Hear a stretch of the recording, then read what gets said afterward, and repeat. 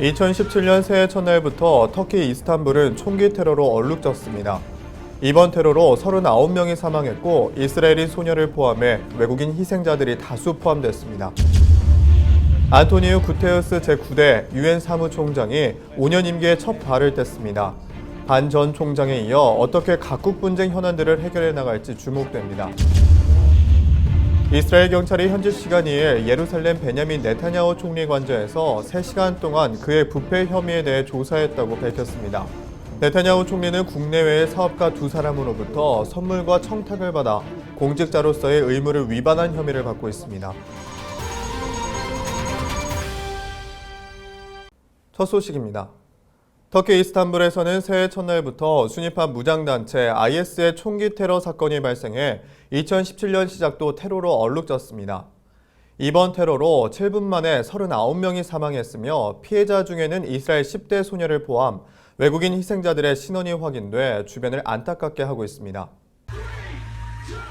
현지 시간 2일 순위파 무장단체 이슬람국가 IS가 새해 첫날 이스탄불 나이트클럽에서 벌어진 총격 테러의 배후를 자처했습니다. IS는 발표한 성명에서 기독교의 하인 노릇을 하는 터키에 대항한 성스러운 공격을 이어받아 칼리프 국가의 영웅 전사가 기독교도의 휴일을 축하하는 유명 나이트클럽을 공격했다고 밝혔습니다. IS는 전사가 알라의 종교를 위한 복수이자 아부바르크 알바그다디의 명령에 따라 총격을 벌였다고 설명했습니다. IS가 이번 테러를 기독교 휴일을 축하하는 장소를 공격한 것이라고 스스로 규정했지만 실제 이번 공격의 사망자 다수는 아랍권 외국인이었습니다. 터키 아나돌루 통신은 이날 법무부 소식통을 인용해 사망자 39명 가운데 27명이 외국인 또는 이중 국적자라고 보도했습니다. 18명은 사우디아라비아 등 중동 출신입니다. 이날 터키 매체는 경찰이 우즈베키스탄 또는 키르기스스탄 출신 IS 대원으로 추정되는 남성을 총격 용의자로 특정하고 추적 중이라고 보도했습니다. 이스라엘 정부는 이스탄불 테러로 숨진 10대 소녀 리안 자헤르 나세르의 시신을 본국으로 운구할 예정이라고 밝혔습니다. 아리에 데르 이스라엘 내무장관은 리안은 심각한 테러 공격을 받아 목숨을 잃었으며 정부는 마땅히 희생자를 본국으로 송환할 의무가 있다고 밝혔습니다.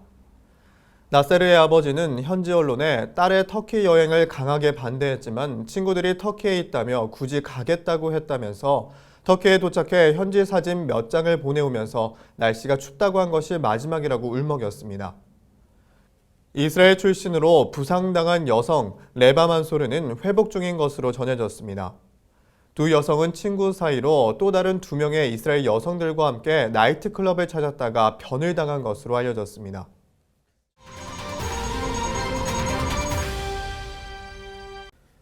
이스라엘 정부가 이스라엘 팔레스타인 교전 중에 사망한 팔레스타인 무장정파 하마스 대원 시신을 유가족에게 송환하지 않고 매장하겠다고 밝혔습니다. 현지 시간 1일 AFP 통신 등에 따르면 베냐민 네타냐후 이스라엘 총리는 트위터를 통해 안보 내각이 테러 공격 중 사망한 하마스의 테러리스트 시신 송환 여부를 논의한 결과 돌려보내지 않고 매장하는 것으로 결론 내렸다고 밝혔습니다. 이 같은 결정은 지난달 30일 하마스 측이 이스라엘 군인 오론 샤올의 영상을 공개한 데 따른 것입니다. 하마스의 군사조직 알카스 여단은 시오니스트이자 죄수인 오론 샤올의 23번째 생일을 기념하며 영상 2편을 공개한다고 밝혔습니다. 해당 영상에선 군복 차림의 한 남성이 케이크 앞에 앉아 있으며 샤올의 얼굴이 합성된 채 어색하게 움직입니다. 이어 광대 분장을 한 네타냐후 총리가 나타나 그의 생일을 축하하는 내용이 담겨 있습니다. 이에 이스라엘 정부가 영구적 조치라고 못 박으며 하마스의 시신 송환 거부 의사를 밝힌 것입니다. 하지만 이날 회의에서 가자 공습 당시 팔레스타인에서 사망한 군인 유해 및 민간인 포로 송환에 대해서도 논의했다고 밝혔습니다. 한편 이스라엘 군인인 샤울은 2014년 가자 공습 당시 팔레스타인에서 사망한 것으로 알려졌습니다. 함께 있던 이스라엘 군인 하다르 골딘도 샤울에 이어 목숨을 잃은 것으로 보이나 하마스는 이를 확인해주지 않고 있으며 이들을 협상 카드로 이용해왔습니다.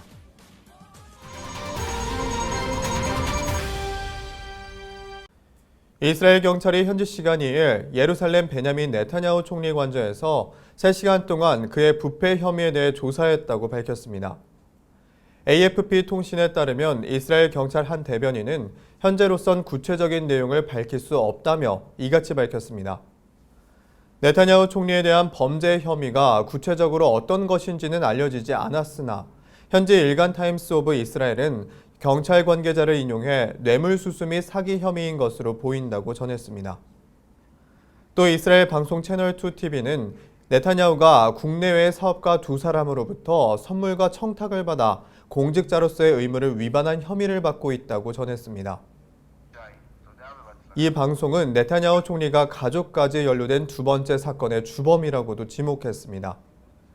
이에 대해 네타냐후 총리는 혐의를 전면 부인하고 있습니다.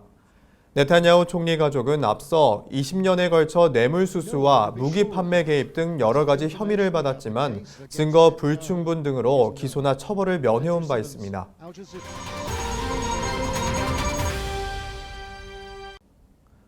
안토니우 구테우스 제9대 유엔 사무총장이 5년 임기에 첫 발을 뗐습니다.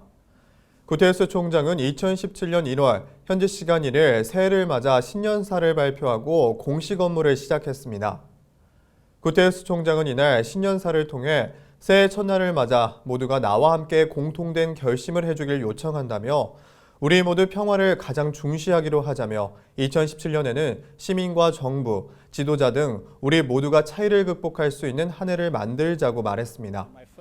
이어 끝이 보이지 않는 전쟁과 분쟁에 시달리는 수백만 명의 사람들을 언급하고 평화가 우리의 목표이자 규범이 돼야 한다고 재차 강조했습니다.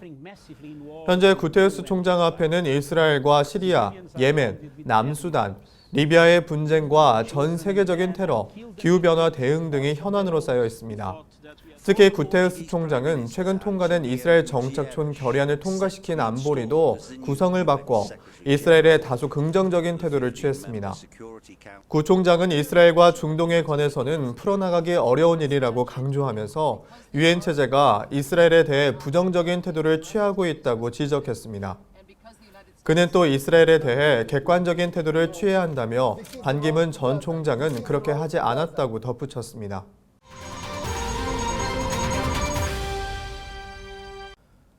새해 전날인 현지 시간 31일 유엔 안보리가 시리아 정부군과 반군의 전면 휴전을 지지하는 결의안을 만장일치로 통과시켰습니다. 안보리 15개 이사국은 이날 시리아 내전을 끝내고 평화 프로세스에 착수하기 위한 러시아와 터키의 노력을 환영하고 지지한다고 밝혔습니다. 앞서 시리아 정부군과 반군의 전면적인 휴전 협정이 전날인 현지 시간 30일 자정부터 발효됐습니다. 시리아 정부군은 성명을 내고 반군과 휴전에 합의했다고 발표했습니다.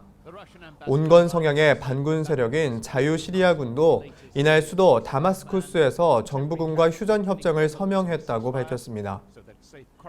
이번 시리아의 휴전은 러시아와 터키가 주도했으며 미국과 유엔은 휴전 중재에 나서지 못했습니다. 한편 시리아 내전은 2011년 3월 반정부 시위로 촉발돼 6년간 이어져 왔습니다. 이 내전으로 어린이 16,000명을 포함한 민간인 9만 명이 사망하는 등 모두 31만 2천여 명이 숨졌고 480만 명은 난민 신세가 되었습니다. 이번 휴전 협정이 수많은 민간인들의 희생을 막기 위한 결단이라는 점에서는 긍정적이라는 평가가 나오고 있습니다. 하지만 독재자 아라사드가 기사회생하면서 결국 휴전을 대가로 독재 정권이 부활하는 결과를 낳았다는 비판도 나오고 있습니다.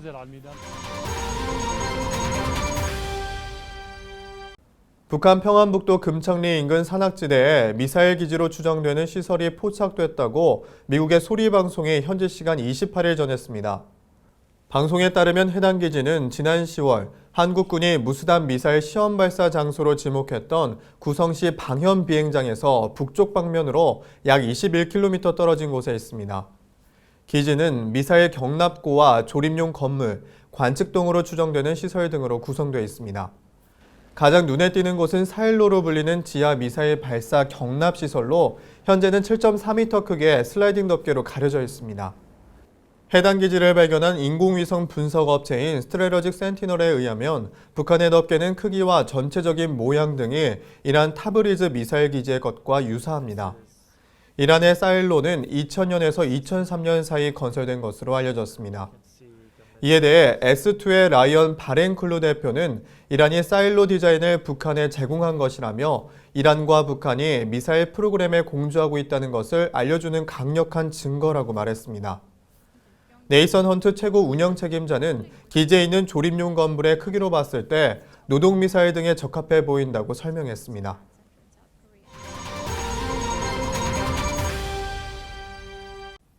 네, 새해에는 중동과 이스라엘 소식들을 기반으로 기도 제목을 여러분과 함께 나누고자 합니다.